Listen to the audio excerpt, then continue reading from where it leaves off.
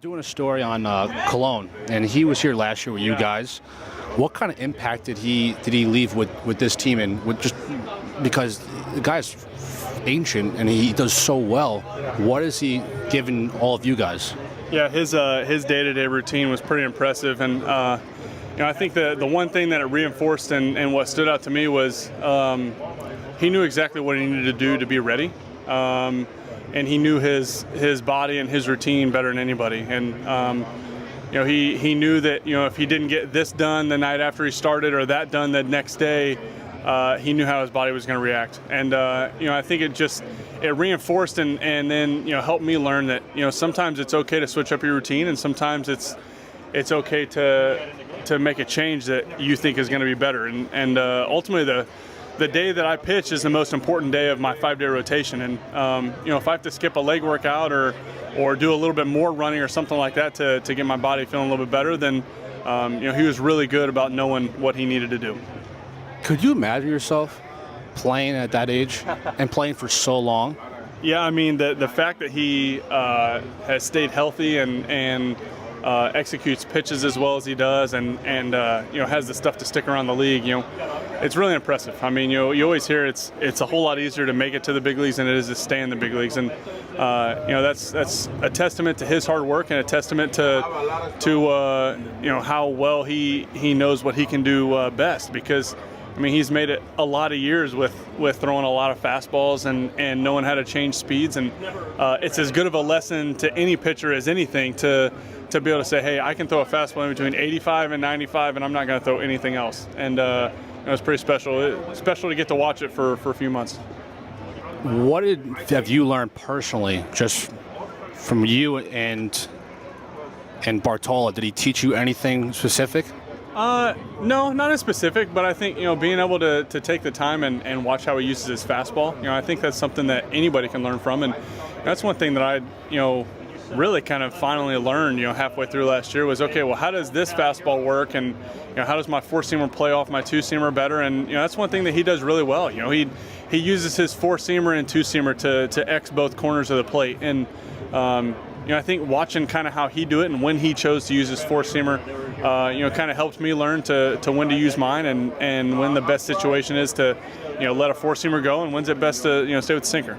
Now that has come together this season. You're having one of your best seasons of your career. What has been working for you from day one when you pitched in Baltimore till now?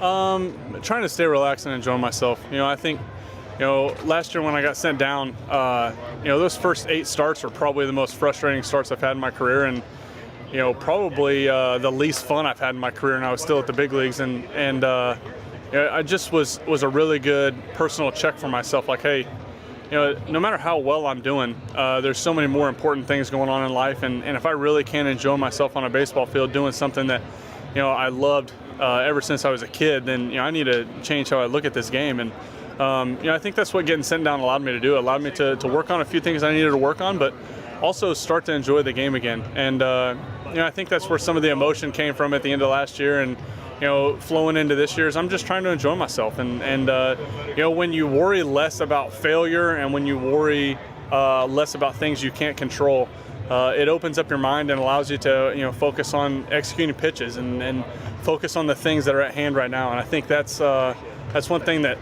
I really started to do a lot better last year was, okay, don't worry about the pitch that I just failed to execute, or don't worry about 5 pitches before. I got one job, and that's to execute this pitch right here.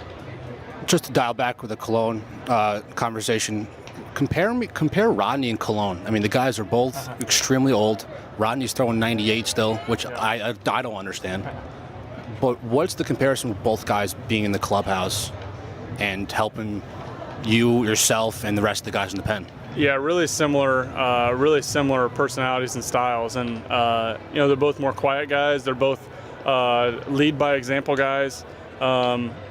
But both, if they needed to say something, they obviously have the pull to say it and have the respect of their career that precedes them to stand up and say something. And but once again, it's really hand in hand. Like if you just watch daily activities of Fernando Rodney, like he works out every time he pitches. He does this certain stuff every time he pitches, and he knows exactly what his body needs to be ready for the next day. And I played long toss with him one time in spring training, and it's like he needs to find a new long toss partner every day because he does long toss every day, but he knows what he needs to do and how much long toss he needs to do or how little he needs to do that day to be prepared. And that's the only way you make it in this game for 15, 20 years is you got to understand your body and you got to understand how much you can do and how much you can't do.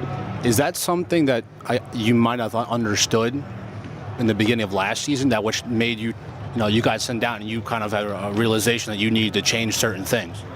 Yeah, I think so. I mean, I think, when you're younger and when you first come up, you're throwing 40 and 50 pitch bullpens and you're, doing heavy leg workouts all the season and you're doing as much running as you can to keep your legs in shape. And, I think you learn over time, what the best way is to stay prepared. And, you learn over time that, okay, if I, skip this bullpen, I'll be okay, and that's one thing that I started to do last year for the first time was I didn't throw bullpens in September. And it's like, okay, let's give your body a break. You're into your 25th to 30th start, and it's time to make sure that on every 5 days you're ready. And bullpens are days mainly where you used to work on stuff. And if you're still, we're always still learning. But if you're needing to make like a major overhaul to something in September, that's the wrong time to be doing it. So, I think that helped me. I mean, Bartolo never threw bullpens.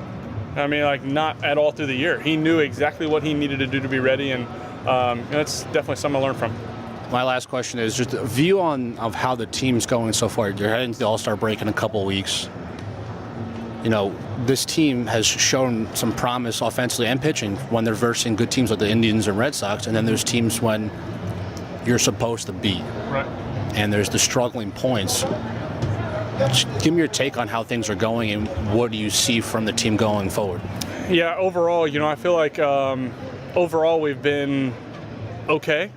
I think everybody on the team knows that we could improve in certain areas. But even as okay and as inconsistent as we've been, it all comes down to the close baseball games, and it comes down to the one-run games. And if we're just 500 instead of 3 and 15 or whatever we are on one-run games, we're above 500.